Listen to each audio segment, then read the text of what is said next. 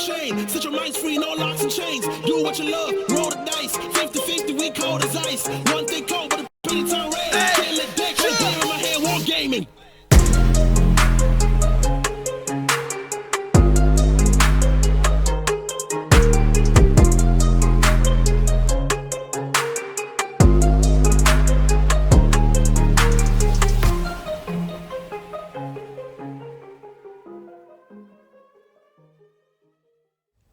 Hey, what's going on, guys? You have tuned into Hobby Homies. We are your weekly tabletop podcast. I'm Shane, as always, hanging out with Fox. Howdy. And, of course, Churchy. How you going, guys? Today we are joined by a very special guest. Not the first time to the show, but first in the studio, we've got Dave from Target Acquired. G'day, how we going? Which camera am I looking at? That one. That one. Really? All points of three different cameras. They're everywhere. Yeah, cheers. Truth is, we don't really know. No, we just guess. So we thought it would be interesting to have Dave on, someone that's in the 40k scene, a little bit heavier than we are. Just a touch. Smidge. And we thought we'd talk about, well, all things 40k, the state of the game primarily, our thoughts on it, and just all those kind of things pertaining to Games Workshop craziness. Yep. So, Dave, before we kick it off, do you want to give us a little introduction on yourself, maybe just what got you into 40k, how long you've been playing, and a little bit about yourself and Target Acquired? Yeah, cool. Cheers. So, name's Dave, live in Geelong. I essentially have, just pretty much run most of the community now in Geelong. Yep. I got into 40k during the whole high school thing. Okay. Had some mates. One of the mates played and took me over to his place as your kids, as you do. Yep. And he's like showing me on a pool table with these like cardboard houses cut out and Nice. like little stuff. And he's like, "Oh, this is really cool." And didn't really get it because I was literally moving a model, rolling some dice, and then he was telling me what was happening. And I'm like, "Cool." Yeah. That sounds like our 40k games, by the way. Yeah. and then gave me some magazines, The White Dwarf, and flicking through them, and it looked really cool. So saw the price when I was a kid. I'm like, that's not going to happen. No. Yeah. And then couple of years went over, and I think I was about 23. Yep. Went into a Games Workshop store, saw Black Reach. Yeah. And I was like, Orcs and Space Marines. Yeah. So I was like, cool. Grabbed that. Yeah. And I was like, I had money. Yeah. Apprentice wages was great. Yeah. And that sort of kicked it off. So, I didn't really play. I was living in the southeast suburbs, and did that. Made some orcs, painted some Space Marines. I didn't even play those, and I just went, I want to play Imperial Guard. Yeah. So I played them, got them, collected them, and then played a few games in Camberwell. There was a Games Workshop out there. Okay. In Camberwell. Yep. And then I played like 1 or 2 games and then didn't touch it for another 4 years. Yeah, right. Okay. When you got that Black Reach set, who were you playing with at the time? No one. No one. No, I don't know why I bought it. I was just like, this is I got sold. They pretty much just saw me coming, fat pigeon, and they're like, this guy is Classic sales technique. Young, absolutely. apprentice, no money. idea. Especially if you're still living at home too, you're not paying much rent, Yeah. no bills. You just got exactly. money. It's falling out of your pockets. Do you like Space Marines or Orcs? Not really. Do you like... You do now. Yes. That's essentially what happened. And he's just like the easy sell. Yeah. Easy sell. And I'm like, cool. Yeah. Didn't know bar or soap. I ended up going on eBay and finding codexes. Yeah. Not even knowing that they would have been from older editions. Oh, wow. And I was just like, these are so cheap. Yeah. I'm going to grab this. Yeah. Why would I buy it from the store when it's like a quarter of the price on eBay? Exactly. Yeah. So, I completely just missed all that. And then when I finally got back into it properly, went into the Games Workshop in Geelong, met Patrick, who was working at the time. Yep. Really, really good. He found out that there's actually different additions to the whole thing. Yeah. And then that sort of clicked back on, it makes sense why everything was so cheap. Yep. And why I had different books to all the other boys. Yeah, exactly. Why is paperback when you're the hardcover? Yeah, pretty much. Yeah. Got into there, met a couple of guys, Tom and Nathan, Nat and Jim from around Geelong, and played with them. Yep. And that from there, it sort of kicked off. And Was that at the start of 8th edition? I think it was midway through 8th. Oh, okay. So I thought it was at the No, start. Black but Reach it was no. earlier. Was that like 6 or something? Was it Black Reach? Yeah, Black Reach was older, but I never Yeah, played yeah. that. I literally just Okay, collected yeah. and painted some art, Yeah. painted some models. Oh, and then came back again later. and then on. I came Yeah. back later on. It was pretty much I pretty much went to Geelong and like went to play a game. It was that whole Yeah. I'm going to go in. If I like it, Yeah. I'll do it. Yeah. If I don't like it, I'm just out of it and just sell all my stuff because it's regardless, it's a lot of money just sitting there. Yeah, yeah. And yeah. you're like, well, I can make money, or if I like it, I'm just going to keep doing it. Yeah. Yeah. And so fortunately, I liked it. Yeah. Yeah. And it just kept going. It's funny that it always sounds like most people's 40k journey starts where this little seed is planted when they're a kid, Yeah, but yeah. can't actually afford to play the game, so they get like a box or whatever, Yeah. paint it, realize they can't spend $150 on books just before they actually play a game Yeah. because they're a kid. Yeah. And then it's Yeah. not till like they're a young adult where they're like, oh, I've got money now, I can go hit that thing that I couldn't touch earlier. So Yeah. Yeah. But granted, it was so much. I feel like it was so much easier back then to get into. Yeah. yeah, Like the sting wasn't as bad as, like it was still expensive back then, but it Yeah, doesn't yeah. feel as bad until as a kid, or if you're 20 years old Yeah. and you want to get into it, yeah, you kind of could back then a bit more than Yeah. what it is now. We were Yeah. kind of talking earlier about the accessibility of 40k, and it felt like, I agree with what Fox said to me, but it's like 8th edition felt like it was finally easy to get into. Mm. You know, they've just brought out Start Collecting boxes, and everything just felt like smooth. yeah.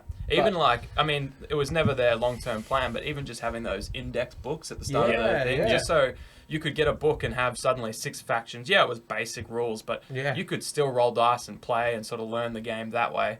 It'd be really cool if they still had indexes for like Yeah. a simpler version of the game. And you buy your codex for the lore and for all the extra Yeah. like Painting tips or Yeah, hobby yeah. guides or actual matched play stats or whatever, or special rules or Yeah. But yeah, it did feel like that at the start of 8th when you could just go in, buy a $40 index and a couple of start collectings, and Yeah. you could play a decent game.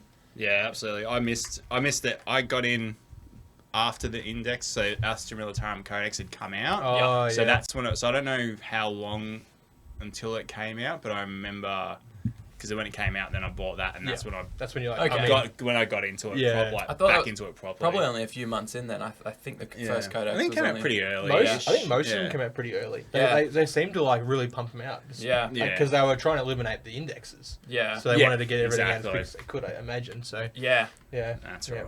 And it is funny, this is a slight tangent, but even just thinking about the codex creep back then, it was like, oh, if you had an 8th edition codex, your army was good because you weren't just using a crappy index. Yeah. Yeah. Yeah. Plus all the stratagems that the codex came with. In Yeah. the index, you had, I think, 2 or 3 or something. Yeah, just the like, basic well, ones, I'm pretty yeah. sure. Like Yeah. generic ones. Yeah. And then everyone was like, well, you know, it's not going to be proper Warhammer until all the codexes are out. Mm. And then it's like a month after the last codex came out, boom, the first 9th edition codex came out. And now it almost feels like we're in that exact same position. Poor sisters. Yeah, yeah. See, that was the last Yeah, one. yeah. Just like, Yep. here's your codex, here's your supplement, and here's Yeah. a new edition. Yeah, yeah.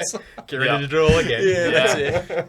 But it does feel like we're in that exact same spot where it's like, oh, it's not going to be proper 9th edition until everyone has their 9th edition codexes. Yeah, absolutely. And By then the then- second they do, They're not going to revisit the first codexes that came out, which was, what was it, like this few Space Marines and yeah. Orcs and stuff like that. Yeah, well, there's rumors going around. There is going to be another Space Marine Codex that's going to come Oh, out. really? Yeah, so they're going to update the Space Marine Codex because it's very below average now. Okay. Yeah. And they'll just keep That's just rotating rumors. Yeah. Yeah. So which I guess if that's the way they're going to go, they're kind of pretty much going to go Space Marines, everything else. Yeah. And then as soon as they start losing, because it's their pride and flagship. joy, I guess. Yeah. Yeah, exactly, Yeah. their flagship. And then they'll just go, all right, let's just give these a bit of a boost and sell some more books. What do you think? Like, what's your opinion on the current state of competitive 40k? Competitively, Yeah. it's very samey. Very It's same. just it's very look, competitively, I guess, depending on if you're not really a big competitive person, then it'd probably be very boring. Yeah. Because it's really just it's really What's the become what's the best? best. Yeah, Or what's the latest bar one or two codexes that won't be as powerful. But Yeah. I think it's really hard to factor in that, like, you can determine a game on who wins the initiative roll. Like, it's like, if you're going first, it's like, I can't win. You know, like, Yeah. I know that was a thing for a little while, and I heard of horror stories of people just being like, I'm not playing, I'm going to lose, I'm not playing. Yeah. You know, because he won the initiative. Like, Yeah. Yeah. Bad sportsmanship, of course. Yeah, but, yeah. like, man, I think a game with, like, fixed activations, like, you know, it's your turn, I do nothing except for roll saves until it's my turn. yeah, It makes it hard to be an enjoyable game. it does. It is really hard, and I think, and like, if you want to get into competitive, it is really fun, and it brings a whole new level of playing to the game. Yeah. Like, you're not, and I mean, you can go narrative and stuff is really, really good, and I'm not known for the narrative side, but I do have a lot of ideas for that kind of thing because Yeah. it is cool. Yeah. And I think more lately I've been thinking of more ways to bring narrative because the competitive side is very stale. Yeah. And that just comes down to the fact that, there's just some armies where they've just brought out and the codexes are clearly way too powerful. Yeah. Yeah. And it's like, okay, well, let's roll for first turn. Cool, you're going first. I'll just remove half of this. Yeah. Yeah. Put them back. Yeah. Yeah. And let's go get some beers. Yeah. And that's like 20 minutes into the game. It's Yeah. like, there's no point. Like, it's kind of it's gone beyond a joke, though. And this Yeah. is not just, I mean, this is my own personal view, but I think it's also a lot of other people. Like, I listen to a lot of podcasts and what the current state of the game is across the world. Yeah. And a lot of them are very samey. Like, a lot of podcast people, I don't know what you call them. Podcasters. Podcasters, yeah, that makes more sense. Yeah, podcasters have Gremlins. either just sort of stopped Nerds. or just having a break because it's just so. Like, you could literally just go, what's the new codex, and look at a couple of games and go, yeah, cool. So that's the state, and then just take Yeah. another month off or 2 months off and then Yeah, come yeah. back. Yeah. And look, it doesn't. I mean, this is probably going to put people off competitive, but like I said, it's Yeah. like I said, it's still, I still really enjoy it. Yeah.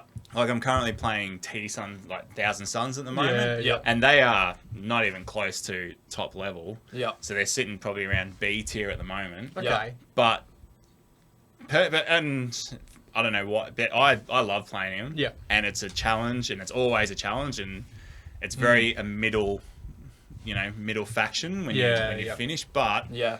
it's more when you do win that game, or you do get that win, You feel like you've earned you it. feel like you've really earned Yeah, it, yeah. and you got to go. You are going to play games where you're just like, okay, I'm dead, and there's like a quick game. But Yeah. if you can you can kind of look at a bit of personal growth. Like, if you can actually just get through that mentally and go, Yeah. look, you're there, it happens, and the next game's going to be a little bit easier. Yeah. So, But I it think depends. you touch on an interesting point, accidentally maybe, and it's that this game, when functioning, is so fucking good that we all love it so much, which is why I think so many people are pissed off at the current state of 40k. It's Yeah. because Yeah. you love this game so much that you've curbed your expectation, you've adapted to the fact that you've already lost the game, and you're trying to find things in it to enjoy, instead of going, let's play a balanced game where I know my army can beat yours, and the enjoyment I'm going to get out of this is actually just outmaneuvering you, outplaying you, and when I win, I know it's because I beat a fair and balanced thing, and when I lose, I know it's also my fault. You know, it's a true competitive game. Whereas now you line up against Tau and you're like, okay, cool. So I've lost this, but I'm going to make a mini game in that to see how much I'd lose by. Is it a lot? Is it a little? That's kind of the same mentality I had when I played my Gene Stealer colour to the GTO. Yeah. When I played against Adam Smith and his 3 monoliths, Yeah, which I think only recently became fucking awesome. Yeah. I was like, if I can kill one of them, Yeah. whether it be Kmart, Target, or Costco, It's a good game. I'm happy. Yeah. And I did. I killed one. And I was Yeah. like, I'm losing this game, but that is a personal victory right there. Moral Yeah. victory. So And I think and that's a good way to start looking at the way to go, I guess. If if you can't beat him, you can either join him or you can set yourself goals. yeah. Yeah. And that's probably the best way, like, to get to start. Even if you are starting competitive, like, you've got to look at your army, what you're going to play, Yeah. and you have to the biggest thing is you have to be very realistic. Yeah. Like if you're starting if you're starting Space Marines, because they're very generic, they're easy to get into. They're not very a tricky army. Like you can sort of just play, but don't expect to get them and go, right, I'm gonna go competitive and I'm gonna go hard and I'm gonna win all the games. Yeah, that's not gonna happen, and you're gonna have a bad time. Straight off the bat, because you'll probably lose your first 3 games. But if you go in and you go, cool, you go into your very first event, you're like, I just want to win 1 game, and you already know that you're going to lose 4. Yeah. If you win 2 games, you'll be stoked. You'll be like, I love this game. Yeah, Like, it's great. Yeah. Do you know what I mean? Like you've got to be, and that's a lot of things now. Some people are not very realistic about what they can actually achieve. You've got to think, you got to sort out your own level. You got to know what level you're on as a player. Yeah. And then with what you're playing as well. And so if you're a medium player and you're playing a low tier army, then your expectations should be very low. Yeah. So it does suck that you have to take in that second equation, though. That's a problem. That's a problem with the game. The fact that you go, all right, I'm playing. First of all, I'm a top tier player, but I'm playing a low tier army. So automatically, before I take to this table, this game might be decided. I can look at that list. Okay, they've net listed that. It's the newest codex. It's insanely broken. I can play this perfectly. I'll still probably lose. Yeah, that's it. I think that's the frustrating part for competitive players. I know we're bad examples because we can all play the game like that and just be like, oh, I'm gonna lose, but I don't care. I'm gonna shoot stuff and have fun. But I can understand the gripe when this game is supposed to be a competitive game. They've shown that through the fact that they're going to do, quarterly updates. Make you pay for another book at the end of the year. The game as a whole is just meant to be a casual game. It is recently now being pushed as competitive. They're sort of that weird partnership with ITC. So with the ITC, it used to be the independent tournament circuit. It's now the international tournament circuit. So it's pretty much tournaments across the board. You play your game, you go to a 3-day event, or a 1-day event, which is 3 games usually, or a 2-day, a weekend, a Saturday, Sunday, and that's usually around 5 or 6 depending. And it's a big weekend. and then essentially however big or however many rounds it is, because they've just changed it, you get a certain amount of points at the end of the event. And then that all goes into a big bunch of numbers, and you get ranked. And you get to see your rank against everyone in the world on how well you do. And then that's all separate. So if you want to play a really bad army like Astra Militarum or Necrons. Oh, really? They're bad again. Oh, shit. But I guess that's the other reason why they've got the rank pairings. Is if you are a Necron player, diehard Necron player, and you're like, well, I'm not going to be the top player, but you can be the top in that faction. Top in the Necron. So so they'll start going down and go, cool, I'm the best in this faction, which is still pretty impressive. Like, it means you're still a pretty good player if you can be one of the top players in that faction. But yeah, so it's cool that they do that as well. Yeah, best in faction is super useful to combat that. I mean, a lot of it, I guess, will come down to your matchups, really. But in theory, it should equal out over the year or whatever. It should, in theory, unless someone gets super lucky and just has nothing but the best matchups across the board. It's like best by default. Default. That's 2 greatest words in the English language. Best. Doesn't matter. That's it. Well, I'm gonna say. So Lockie, he's the other guy that helps me run Target Acquired. Or we run it together. He does all the really everything. Everything else, and I just talk to people. You're the face of the franchise. He won Best Yannari for 2021. Because they were so bad, no one played them. This was in Australia. This wasn't worldwide. This was just in Australia. He won Best Yannari in 2021 because they were so bad, no one played them. He played them at one event. He won 1 game and lost 4. and he still got best. Still win. That's crazy. Best in Australia. You would Yeah, think they I'd would. take that. Yeah. I would take that. I would make myself a trophy. I would. Yeah. I'd demand them make one for me. Yeah, they would Yeah. deny, and then I would make it myself. It was because they all Yeah, they all get presented. They all got presented this year at the Adelaide Uprising, which is kind of like the LVO Right. of the 40k. Adelaide Uprising. Why has not Oliver not mentioned this before? He's keeping it from us because he's scared we're going to play Clearly is. Yunari. Doesn't want these Victorians crossing the border. Yeah. I think. Yeah, so at the end of that, Wait, so did he get presented with something? Yeah. So they called out his said name his name. during Oh my the, and then one of the other guys Michael Hamilton, and he runs the RatCon. Yep. He does all the Yeah, RatCon yeah. events. Great, you should definitely get onto them. Yep.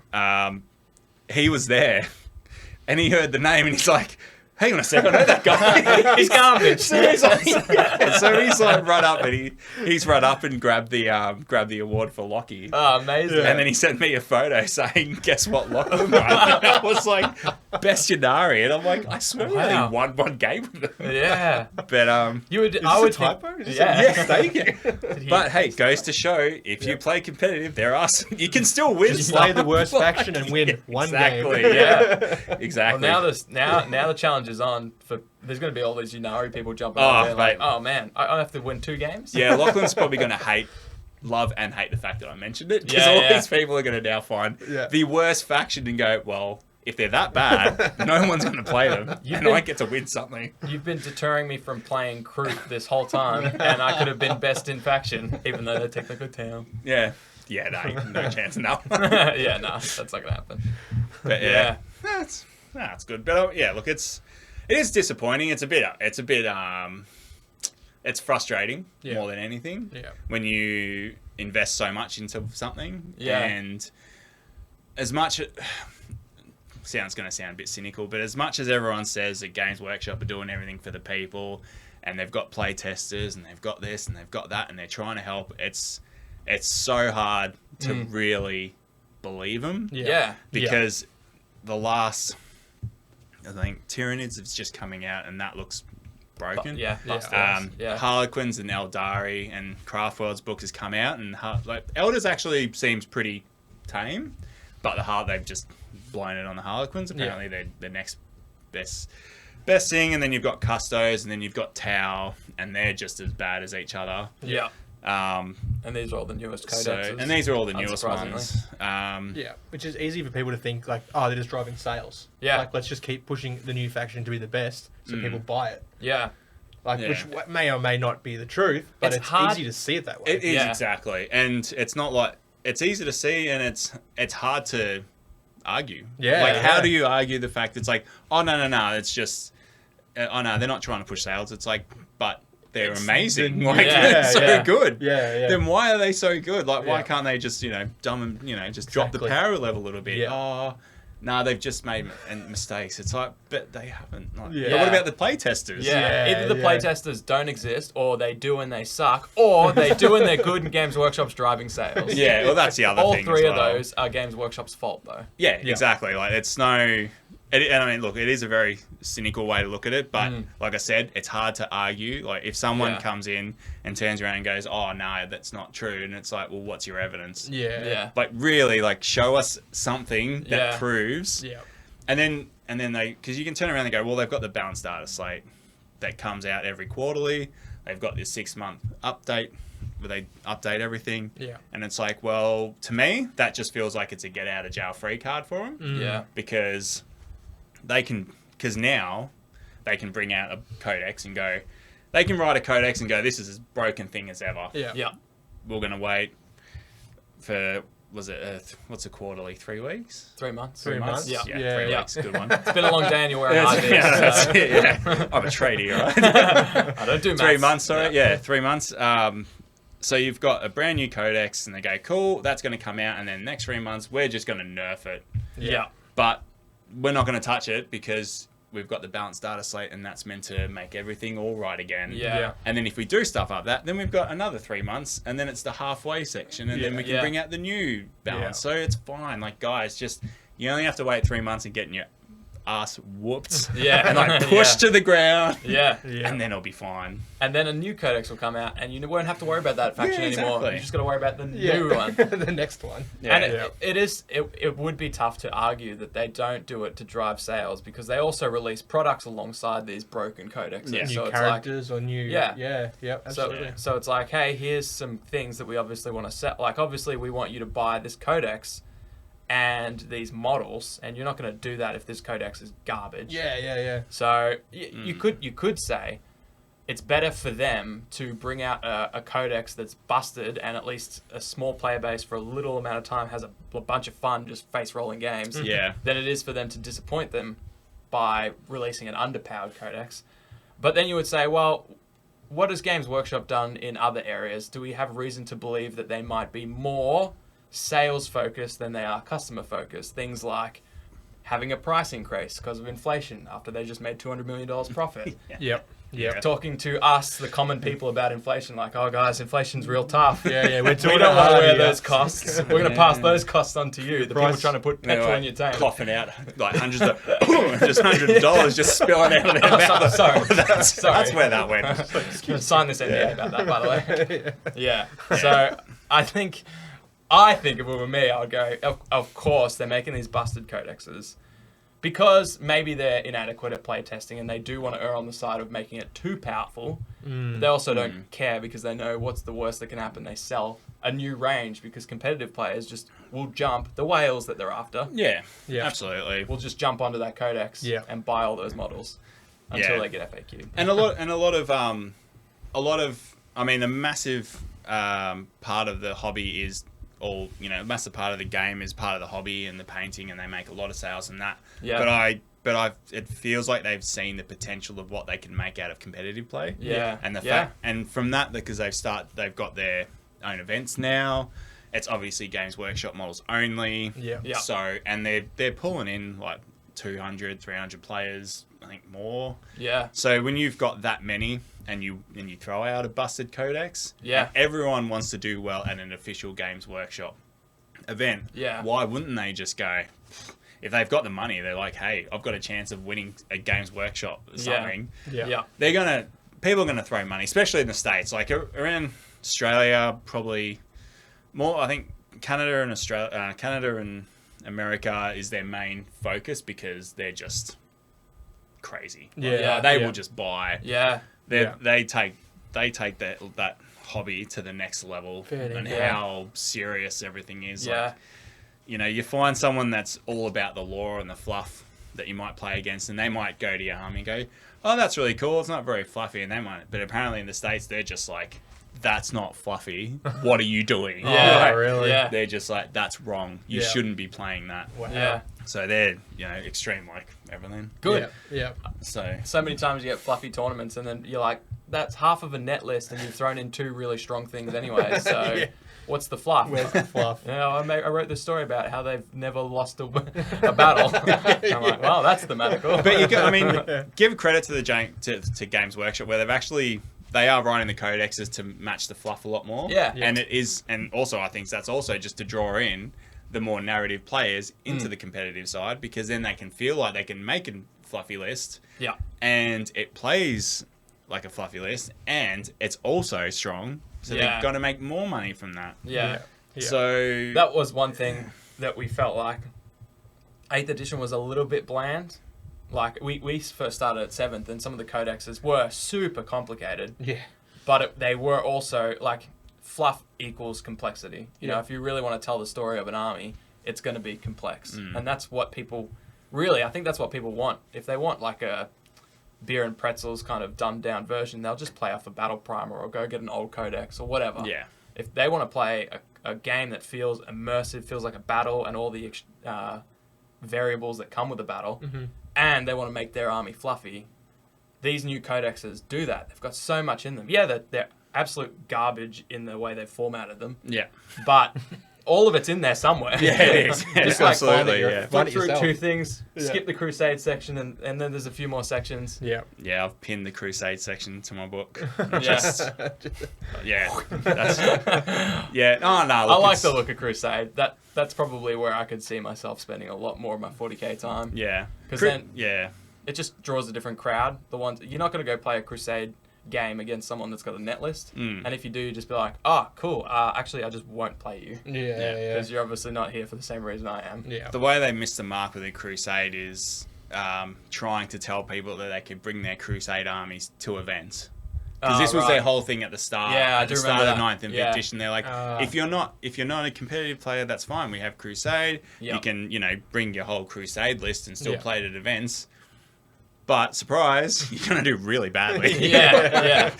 You're Yeah. gonna absolutely. They did say that, right? Like, you could take your army, and then even if the other person wasn't playing Crusade, you play this battle, but you still get your requisition points, or your Yeah. army still is. You're playing your own solo version of Crusade. Yeah. You just use them as a placeholder for an opponent. But you're right. Like, Exactly. that's not. Yeah, maybe on day 2 after you've absolutely been decimated for day 1, you'll play against some more lists around your Yeah. whatever. But yeah, And out of those 50 players, one other player that might also have a Crusade army. Yeah. You might play you against. might get to play them, or you can have a beer with them after you both win. Yeah, handedly. yeah, pretty much.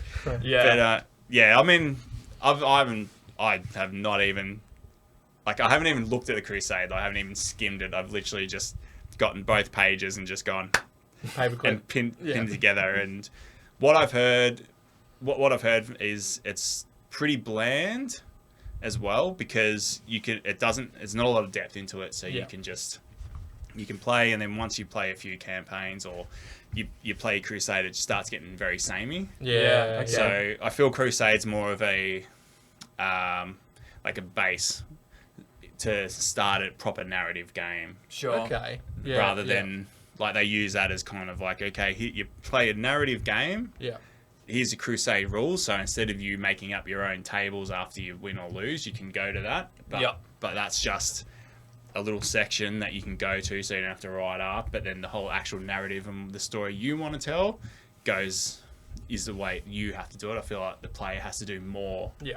than what Games Workshop is actually meant to do. You I think they've guess. given you a good base? They've tried to suggest that it's all-encompassing, but really it's just actually a good primer for you to create your own thing, Exactly. pick things out of there, and They've make provided your own. the stock, and you're adding Yeah. the vegetables into this stew. Yeah, Yeah, exactly. yeah, pretty much. Yeah. And it's just and they've sold it as in This is everything you need. This is everything you need to Yeah, play yeah. Crusade. But Yeah. I mean, you can say Crusade missions, but there's no real story behind it. It could be, like I said, I haven't even looked. Yeah. But I reckon the way I reckon. I reckon. Take it from me, Yeah. a professional in the space. Yeah. I reckon it's garbage.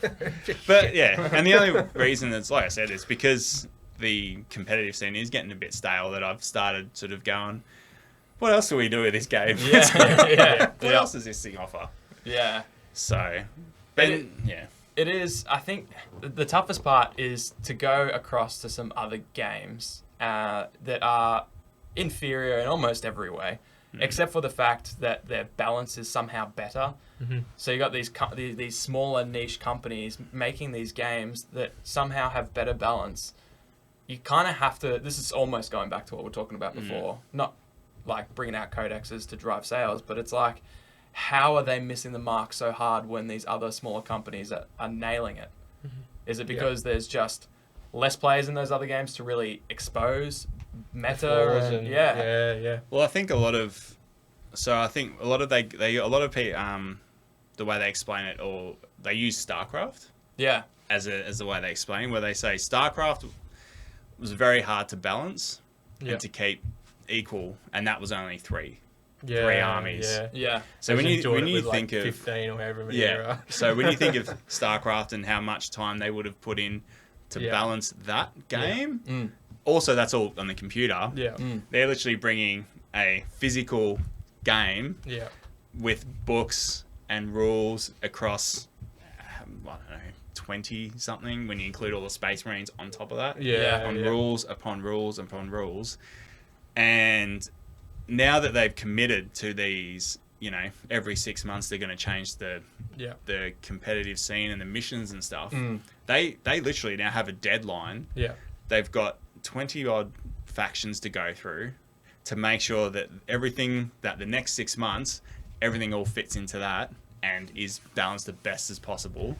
Has one guy sealed the deal on his contract and signed it away, and everyone else is going, what the fuck did you do, Greg? Holy shit, we gave you one job, and now you've just undersold this whole contract, and we're all fucked. It depends on what, probably. Yeah. Because 6 months is not a long time. No, not at all. No. No. And I think the problem is, like, that it's a moving landscape as well. So it's like, if it was static and you just went, all right, 6 months, and I just got to tweak everything. So I bring the top things down, the bottom things up, and keep the mid things where they are. Yeah. That'd be fine. But the fact is, like, you could do that for a month, but by then someone's found this other combination in this other faction that's actually a hard counter to top 2 meta armies, and it's super busted. But it keeps them in line, which means this other faction can come up and say, like, oh, crap, hang on. Like, now I gotta tweak. And new models are coming out as well. Oh, too, yeah. And we got to make... Well, it says here we're going to make them strong. So I got to make sure they're tweaked. But what do I use as a reference point? Yeah. I want to make this thing weaker to make this seem stronger. It's like that that It's gif. balancing act. It's like that gif of that guy that's got all the lines and the string lines Yeah. and all the Yeah. papers Yeah. everywhere, and Yeah. he's just like losing his mind on his wall. on his wall, and he's just like, it's all connected.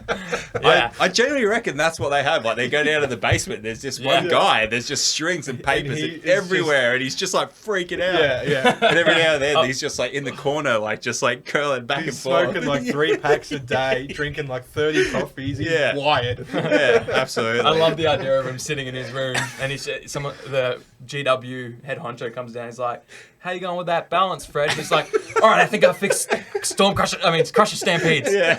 He's like, "All we need to do is just keep everything right here, and I think I fixed it." And he's like, "Well, we just dropped the Aldo Codex," and he's like, "Ooh, what does it look like?"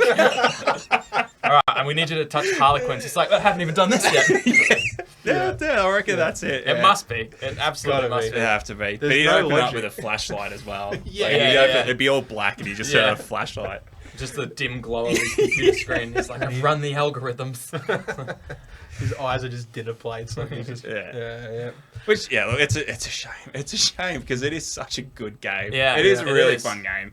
And it is a game that you can kind of, like, you'll stop, and you can stop for a year or stop for 6 months, but then you won't play it for ages, and then you'll play one game. And for some reason, that game will be the best game you've ever played. Yeah. Because it's just, and you might do, and it do so well, it must be the way they draw you back in. Yeah. And you'll be like, oh, God, I miss this. Yeah. You know? They always come crawling back. Yeah. I think, well, that was like the game that we played against each other the other day. I had, like, at the start, I was like, oh, here we go. I knew I was playing, technically, from a matched play, competitive play standpoint, a bad version of Orcs, competitively, with bad everything. I just wanted to go full theme. So I was playing Snakebite and also Beast Snaggers. So I was like, I want to take a Beast Snagger Warlord trait, Relic, Stratagems. I only use those. And I was like, that seems fun. And then Dave showed up. He just like teleported across the table. Didn't have to roll any dice for it because you spent some other bullshit dice that I'm pretty sure he made up, or they added into 9th edition. Only way to win games. Shows up in front of me and then like flames me for a bunch of like, well, at the time I thought straight wounds, but technically I have an impulse there. Yeah. But anyways, That's all on right. turn 1 I lost half my troops, and I was like, oh, here we go, here's 40k. But then I was like, oh well, I'll just play. I'm just playing as Orcs. Yeah. If the story is I'll lose, I'll lose. Yeah. But then we played, and it kind of at times still felt like a game, and it ended up after I finished I was like, I had a fucking great time. It was small, it was 750 points just to ease me back into it, but it was like that. Didn't touch it for ages, couldn't think of anything worse. I was like, oh, I could deal with 750 points. Yeah.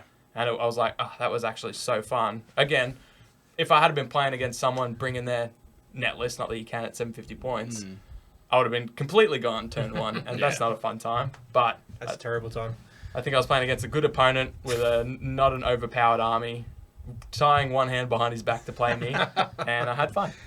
Well, yeah. But that's the way you've got to approach it. I guess for someone that wants to grow the community, you really need to be careful with the way you got to approach games now. Yeah. Because you can, I mean, even at 750, you can still get stomped. Yeah. Like, it's not hard. Yeah. And to get to really try and, I mean, you always want the community to grow, and I think everyone wants the game to be good. Yeah. No one's out there physically going, I hope GW. Well, there's probably some people, but Yeah, maybe. But you know, no one wants GW to fail, and they don't want the actual company to go bust. Yeah. Because everyone's invested so much. Like you look at there's so many businesses now that's literally evolved around the 40K just by itself. Like you look at the Art, you heard of Art of War? Yep. Like they have people working for them. They've got you know, a lot of people have given up their own, 5 to 9 jobs and jumped into this going, okay, this is going to be my living. Yeah.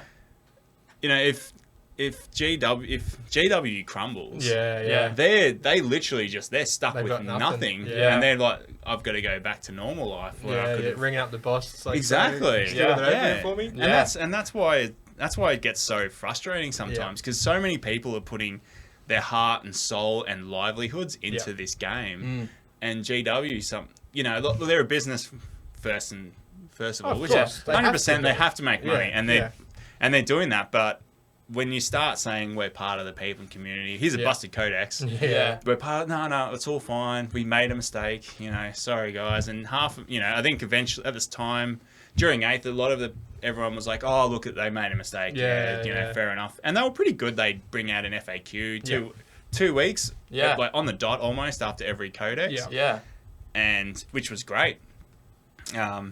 Granted, towards the end, it was the Iron Hands. I was just about to say. And they had to bring out like 2 weeks.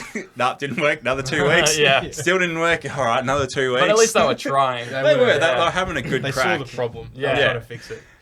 Sometimes I'm just like, damn, I wish we could go back to the simpler days when everyone just hated Iron Hands equally, and it was just them. And if someone had Iron Hands, you just didn't play them, and then suddenly you were playing balanced 40K. Yeah, it was a good time. It was great. There's been many mistakes that they've made. Like, we don't even need to talk about Cursed City, and then now it's coming back and all that bullshit. But like, what about the takedown of all the animations on YouTube?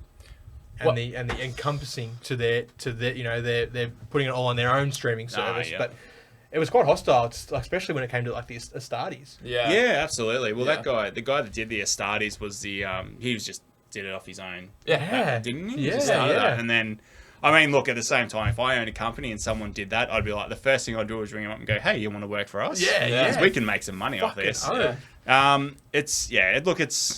It's a bit of a shame that they're kind of going around and saying you can't do that and giving them all cease and desist. The cease and desists. Yeah. Thank you. I know a few people actually that I work with that they've got nothing to do with the tabletop game, but they've watched lore videos and like things like Astartes and like animations and stuff like that and love it. They're not, and that might be someone's first experience to the universe. Yeah. And it's like, holy shit, I saw this awesome space marine just fucking kick ass. Yeah. I want some. How can I get them? And then they go and buy them, and then they're trapped in the cycle. But like the problem is though, and I don't know.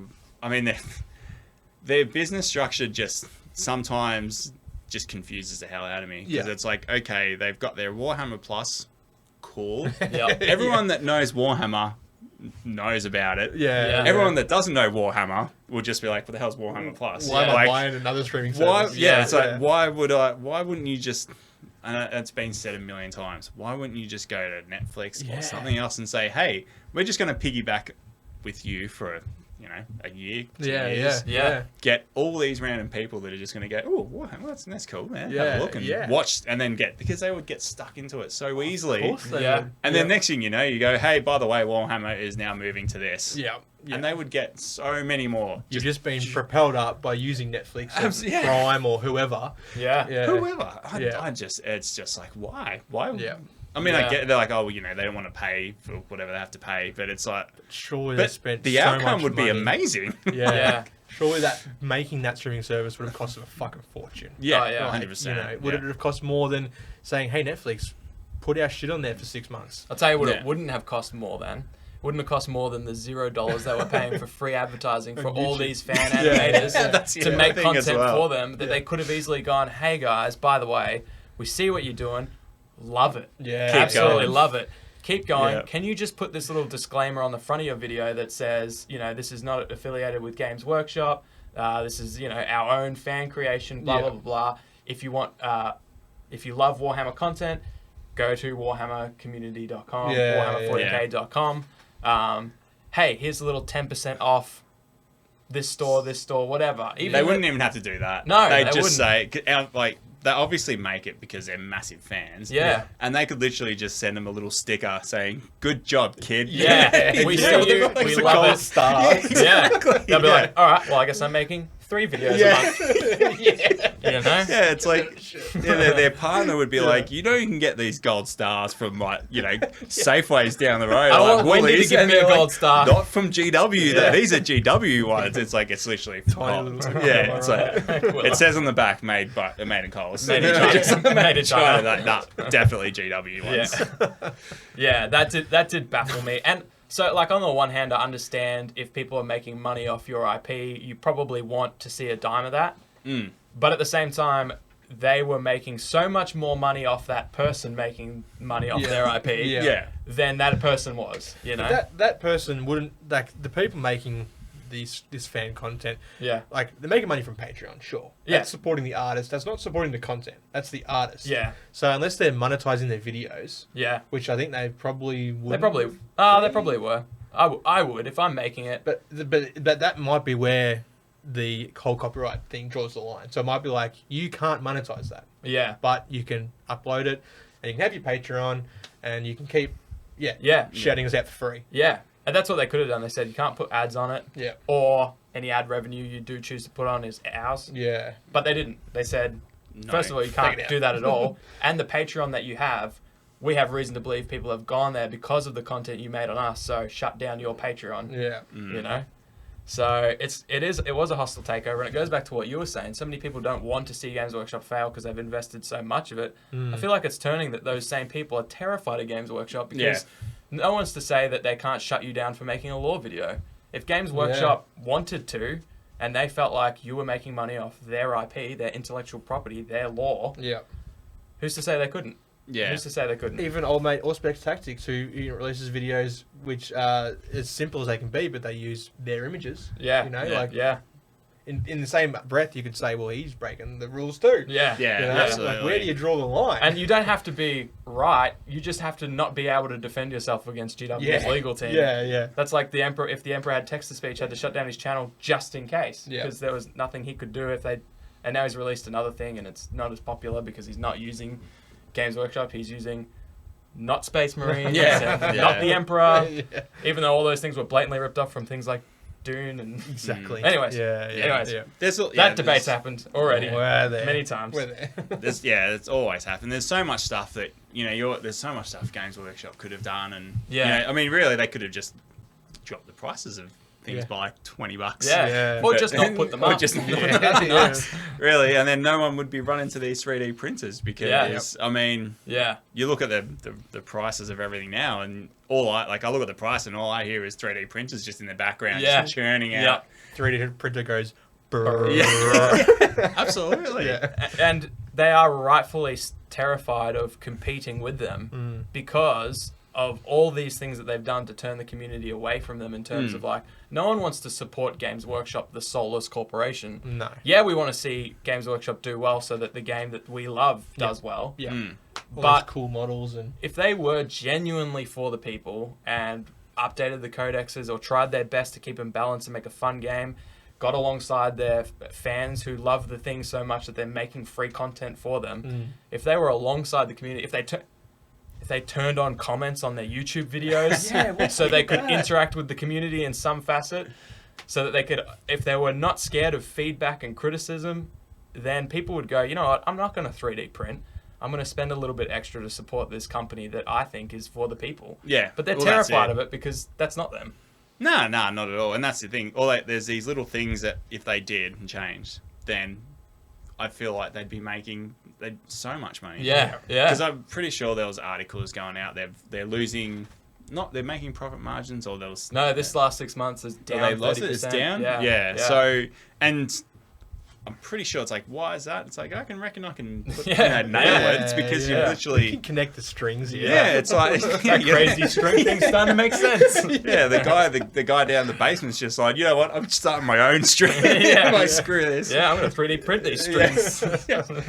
That's it. It's not, and it's not hard. Like, it's pretty obvious. Everyone just wants Yeah. the games to community, and like, if you expect Games Workshop to literally make a proper balanced game, like 100% balanced, then you're crazy. Yeah. Like, there's always going to be something wrong, and there's going to be some mechanic, and that's just inevitable. Yeah. But the fact that you can throw in a new book and they can pick it up in 10 minutes and go, cool, that's busted, I'm taking that. Yeah. Yep. Book done, Take run out that 3 for of the them. next that for the next 4 events, and that's it, you're good. That's just saying, well, you know that it's busted. I mean, there's... If they saw that, how did your playtesters not? Yeah. Well, know? yeah, but I mean, the playtesters, like, the playtesters know what's busted, and they'll say, this is too much. Games Workshop's like, it's too late. It's already at the printers. Yeah, that's it. It's either already the printers in there, or they'll take it on board and go, yeah, cool, no worries. That can be part of an FAQ. Yeah. That we'll just put that into a balanced data fix slate. it. Later on. Yeah, and I'm sure move they it down do. the line. They probably have all these notes and go, oh, yeah, no, they were right. Yeah. No, well, we'll wait for 3 months and chuck it in the next We'll balanced sell a data shitload slate. of those. Yeah, We'll exactly. nerf them. Yeah. What where can you see the future of 40k going? Geez, that's actually very... This rate, it's probably going to go down. Down? Yeah. Down, Look at yeah. this rate. It's not going. As in player base or competitively. yeah. I guess if they keep going at this pace with all the codexes, then eventually it'll probably turn to be balanced, because if every book's broken, then no books are broken. Yeah. The games will be a lot quicker as well. Like, you'd literally be able to run an hour for a 2K game, because you're just like, cool, dice roll. Well, I won that one. Yeah. No worries. And then let's go have beers. So Yeah. there'd be a lot more drunk people. Yeah. For sure. So beer I like the sales are future going of up. it. Yeah. Also, Sales Games through Workshop's the roof. releasing their own. own brew. Yeah. I mean, a minute, this was your plan all along. Make a garbage game that we have to be drunk to enjoy, and then And sell a garbage beer. beers too, I'm sure. Oh, for sure. Absolutely. Yeah, well, that's it. Like, if you... Yeah, but really, like, if all the codexes come out, they're all busted. And Yeah. I mean, the way I see it, they're just going to... I think they're just probably going to keep doing this up and down. There's going to be broken armies. And I can't see them really bothering changing it, because if they are looking at doing it, they would have done it already. Well, hopefully now that it's actually hitting the bottom line, if this is the reason, some people are just like, oh, they were living in a COVID bubble. Now people are going back to normal life where they have to travel and they feel petrol. Yeah. People are just buying models less but I don't know if that's true, because everyone, you've listened to podcasters, we've talked about it to other people as well. Big channels like what's his name, Valrak. Yeah. And Winter SEO, both of them have released things recently saying, kind of done with this. Yeah. Yeah. And they're big, and they've built their channels on. In fact, it's in their name. Yeah. And Winter SEO, he just did a stream with another guy called "How to Kill a Franchise," and it's about things that 40K, we've discussed. I Yeah, guess yeah. I haven't watched it all, but their biggest thing was that they're doing all the wrong things. They're making the game less accessible by increasing the price, making the curb of entry players bigger. Oh, There's no longer Star Already Collectings. is. It's going to be combat patrols. and they're 230 Australian Yep. plus your 80 whatever dollar codex. But you need to buy the main rulebook for another $80, There you and then go. any chapter approves, which constantly come out for Supplements. Well, So, yeah, I think what's going to happen, what might happen, and I feel like because GW have now partnered up with the BC, with Frontline Gaming. Yeah.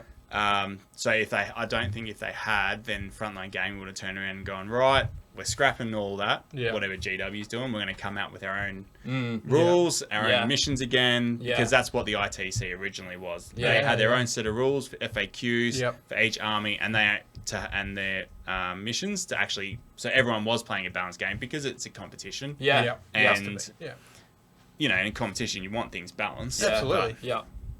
But yeah, so if they don't, and now that they're sort of partners with them, they can't really do that. So but like I said, at the same time, if they're most of their works revolves around Age of Sigmar and 40k, they do a lot of other different systems as well. But they're obviously their main two.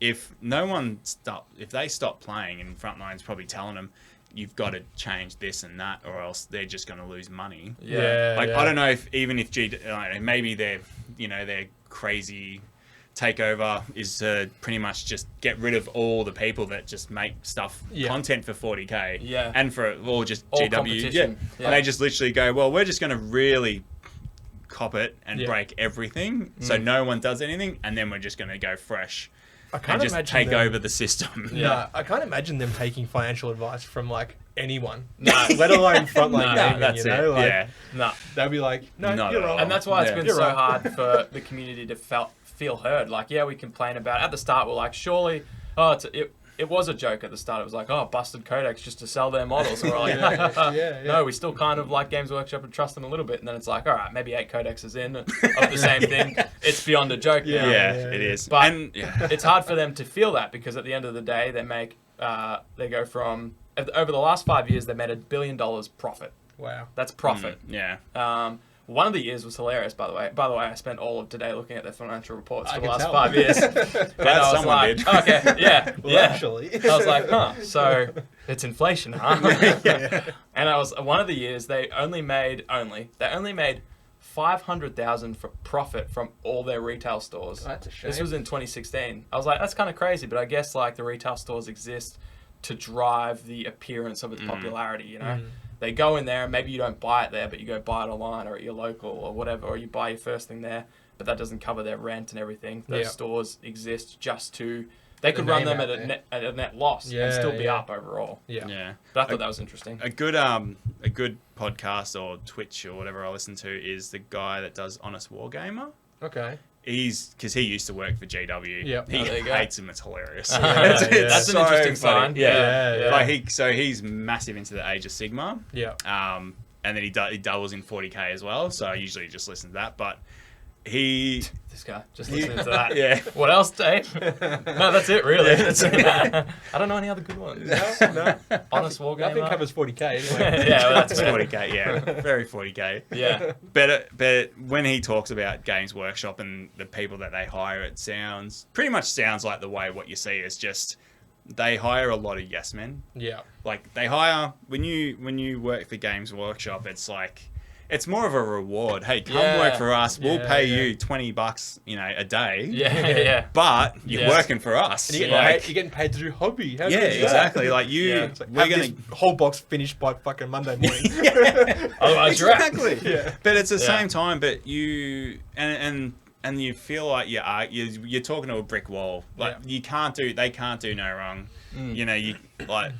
There's so many people that love Games Workshop so much. Yeah. And you just want to have a decent conversation, and they're just like, nah, I love them. Nah, they're the best. Yeah. They've got like a GW doll at home and they're stroking it. It's like, don't worry. I feel like I'm never going to leave you. I feel like they confuse their love for the product as a love for the company. Yeah. Like, why would you care for that much for a board of directors who they don't care about you? Yeah, well, that's mind it. you. Yeah. Your regional manager doesn't even know your name. Yeah.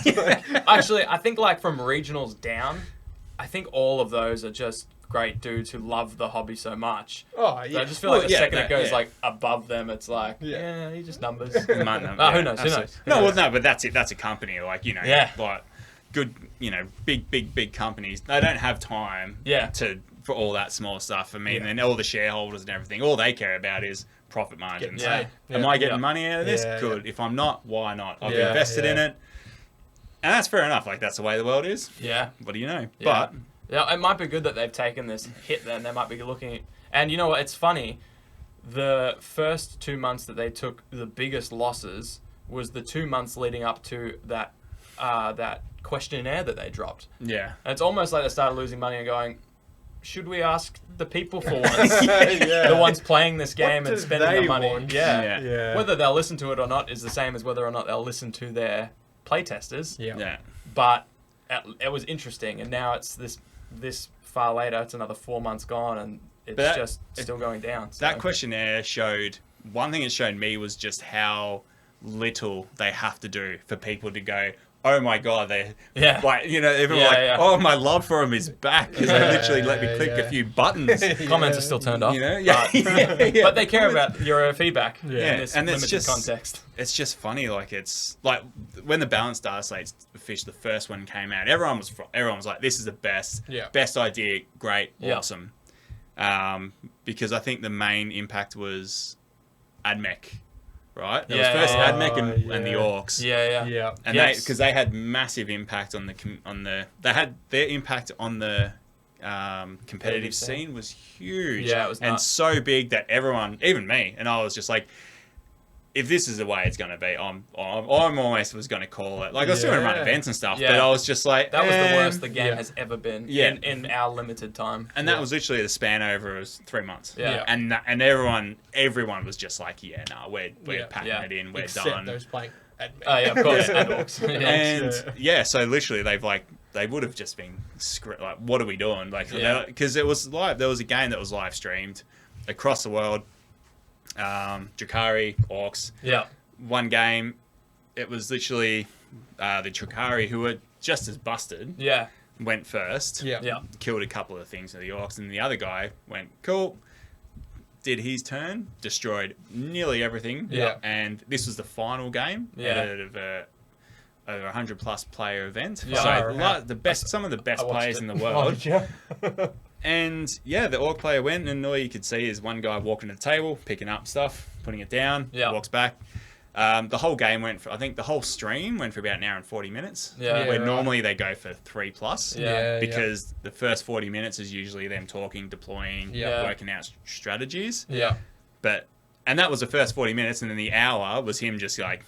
Did the Drakari person call it after turn 2, or was after turn 1? Turn 1. Oh, it was one turn. End of the turn 1. It was. I don't know much of it, like much history into the whole competitive games beforehand, but that's the first game I've ever seen and watched because it was very short. Where I've seen the guy after the first game at the top levels and go, okay, you've won. Thanks. Cheers. And it must be so disappointing for him, that Drakari player, to just like. So he's still rolling one of the strongest things that he would have bought before the Orc Codex came out and sort of put them in their place. But he's still going there to roll over everyone with his net list that he didn't make.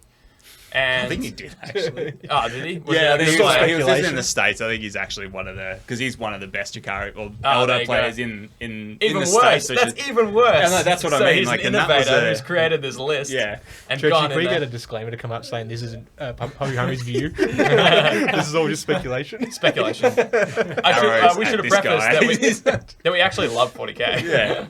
But that was the biggest disappointment. Like it's like, and then everyone's gone. But and then everyone sees that, and then you've got the meta chasers that are like, sweet, I'm just going to buy this army, this Orc army, and the only other army I have to worry about is the Orc army, and then it's just a 50-50 roll. That's it. You know, 50-50. Perfectly balanced, dude. That's how we won our game. That's it. And then and then they brought the balanced data slate and they fixed all that and did all the nerfs, and AdMech got nerfed, and Orcs got nerfed, and Drakari got nerfed, and then they got nerfed again, and then Drakari got nerfed again, and then again. And now they're actually not bad. They're right. Time to play Drakari, dude. By the time Drakari's like all these Reavers and nerfs. Hellions in there, dude? Bro, you're already a player. Oh, they're garbage. And then like you look at the winners over the last 2 or 3 weeks, and it's just Tau Custos. That's all it is. I was listening to a podcast this morning. It wasn't the Hobby Homies. I don't know what to do with this information, dude. I don't know. Breeze on past it. Circle back. But it was the percentage wins of the Tau and the Custodes. Yeah. It's just the state of the current meta at the moment. And they're both over. Well, they hover between 65 and 59% win rate, and that's just 2 factions. And then now the Harlequins are in there, and they'll probably bump up over the next month. It's just it's getting, and it's a shame. Like it's just like, okay, well, I'm gonna, like I said, I play 1,000 Suns, I play Guard and play Elder. But at the moment, I just want to play 1,000 Suns, and I know I'm not going to win any events unless for some miraculous reason no one brings Tau, no one brings Custodes, and no one brings Harlequins. it can happen. Do you think there's definitely room at the moment for a new frontline gaming type to come through and make their own competitive, and all they do is, hey, play normal 40k, we've just balanced it for you? I mean, look, there always is. There's always room for someone to come in and do that, but the fact that frontline gaming is so popular, and I mean, it would just take a tremendous amount of work, because first of all, they'd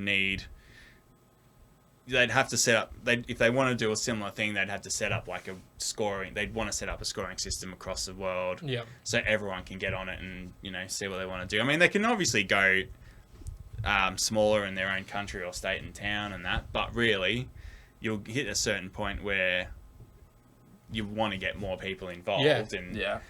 But at the same time, it doesn't really matter, because it might, but it might not. But it's just the amount of work that goes into it. And GW are just, they've now got they're in the competitive scene. Their foot's not in the door anymore. They've come in, they've gone, this is how it works. They know they're going to drop the book. If you want to start coming in to have a book, and then you're like, well, you can't play this way, we're going to nerf this individually, and then expect people to play that, or they can already go and play at other events where they know they're going to win. I mean, they'll get a small group, but it's not going to be anything that's like people are going to really look at. They're just going to go what they know. You mentioned that you think Games Workshop will just keep going through the same cycle with 40k releasing strong codex after strong codex. If they kept going that way for the next year, do you see yourself still being able to play in that environment where you're just kind of going into most games with your bottom 3 tier armies, which may change when the codex comes out? Absolutely, guard. They're going to be on top. I can't wait. But that's all it is. It's like, just wait for my time in the sun. You know, But you would be okay doing that, just going, 9 months of hell, or just like rolling dice, knowing I'm going to lose, because you've got a good attitude about it, and then I'll have a few months where I'm like the GOAT because my army's good. Absolutely, Look, for me personally, yes, I'm a very patient person. Like I'm pretty cruisy. I'm not phased, and like I said, I've now played enough 40k, and I know where I stand, and I've, you know, over the times of losing, getting stomped at events, or winning at events, and playing certain people. I guess it's your own personal growth. Like it's just like, it's your mental attitude when you're pretty much going into a game. You know, you can't, like I said, you can't go in thinking I'm going to go stomp people. You just got to set realistic goals. If you're not doing that, then you're going to hate the game. Like it's as simple as that, really, because no one likes being disappointed. No. And I no one likes being disappointed. And if you expect to be disappointed by Games Workshop all the time, then when they do something right, you're like, oh, sweet, this is great. That's what I mean. And it might be pretty cynical, and it sounds a bit bad, and it probably has turned, you know, some listeners away from the competitive scene. But at the same time, like, hopefully it can get better. And I feel like if they keep going down this road, and it starts swaying that way, then the content creators and everyone that's immersed themselves and pretty much put their livelihoods on the line are going to turn around and go, okay, something definitely needs to change, because either no one's going to play and no one's going to want to listen to any of that stuff, and they're just going to, like, you know, all this work they've done is just going to be for nothing. So be the change that you want to see. Exactly. Absolutely. What a positive note. That's it. What a positive note. And I think there's still so much of 40k to love. You know, like the lore's amazing, the models are second to none, the range is phenomenal. Absolutely. The core book is great. The core rules are great. And if you're playing just whatever cool shit you want to bring, and you're playing against someone with that same mindset, you're going to have a great time. It's a phenomenal game, a phenomenal universe, one of the best there is. It's so the depth is incredible. Like, there's depth where you wouldn't expect to find it. You know, you look at a new faction, or even a faction doesn't have models, and there's pages and pages and pages and black library books and everything about something that you've never even heard of, and you've been in it for, like, you know, 5 years. Like, absolutely, always and new that's stuff the thing. to find. And I think that's why I've started noticing, and I'm sort of starting to still love the competitive scene. Like, I like getting something out of what I've paid for. I'm enjoying learning and all that. But I I'm looking more at just doing some narrative campaigns Yep. and bits and pieces and trying to start that, because that is a whole another side of the game Yeah. that I haven't really touched on too much. And like you said, like not really so much the crusade, but just pretty much bringing a story to the game. Yep. Yeah. So there is no, like, you know the outcome. It's like you're pretty much going to play and you're going to lose, but there's a story behind it, and the next game is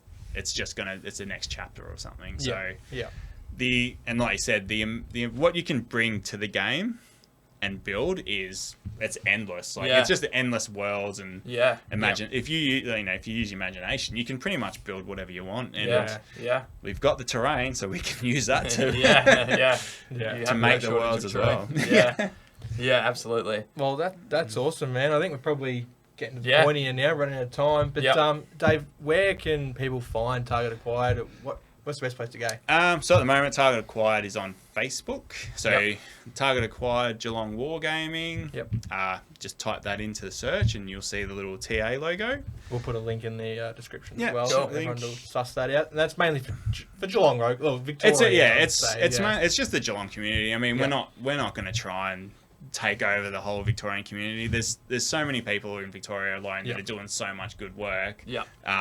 It was just the scene. Originally, it was just the scene was a bit quiet in Geelong. Yeah. And we just wanted to boost it up a little bit. So we started this little group and Yep. Yeah. starting to bring out some more events. Awesome. So yeah. Yeah, Nice, awesome. nice. Well, thanks for coming on, man, and sharing your thoughts on the 40k from someone that actually plays. Yeah. Otherwise, it'd just be me and Shane ranting about a game we don't play anymore. No, we know nothing about Well, it. yeah. We've got someone credible here. No one is going to play now. Everyone's like, well, I'm not playing competitive. And that's been how we done. destroy 40k. Yeah, that's it. And now, by the way, we've got a new game coming out that we've made ourselves called 25,000 Battle Axe. Yeah, but Yeah. yeah, I mean, I guess like just quickly, like I said, like competitive is really, really fun. It is Yeah. a fun way. Yeah.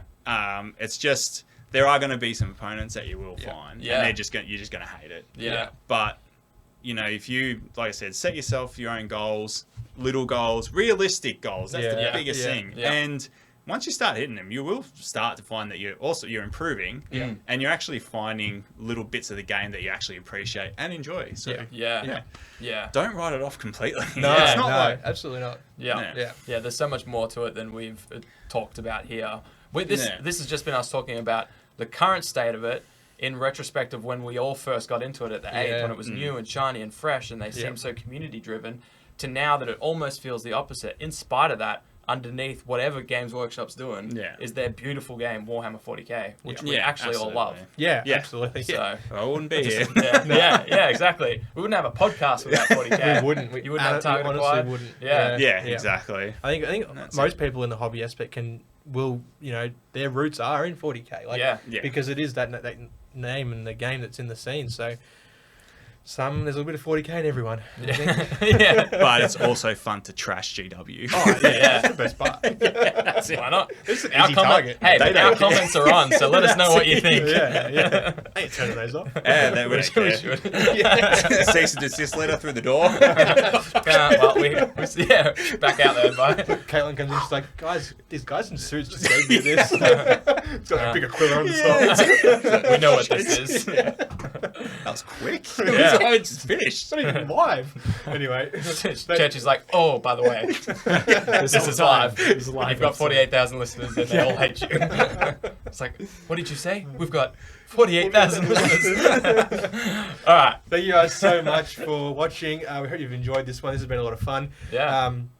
As always, check out hobbyhomies.com for links to everything. We've got merch, Discord, YouTube. You can even email us if you would like. Don't know why you would. But you can. The can. power is yours. The power is I'm yours. emailing you right now. As always, a massive thank you to our patrons. We couldn't do this without you guys. We've got Burnsy, Whack, Final Dinosaur, MJ, Lethal, Moose, Penny, and Gridlock. We got Elko, Churchy, Rad, Ollie, Hockers, Aggro, Foggy, Adrian, and Big Roach. Thank you all so much. You're incredible. Thank you, Dave, for dropping in. Thanks, Spoke mate. to you Thanks for last having me. time. No, That's you're fun. right. All good. Yep. Thanks for relishing us with your hate for Games Workshop and all things fun. What do you hate fun? Yeah, that's it. Why do I run events? Jesus. Thanks for stopping Cool. by. Hooroo. Woo! Big up to the boys, Fox and Shane. Set your minds free, no locks and chains. Do what you love, roll the dice. 50-50, we cold as ice. One thing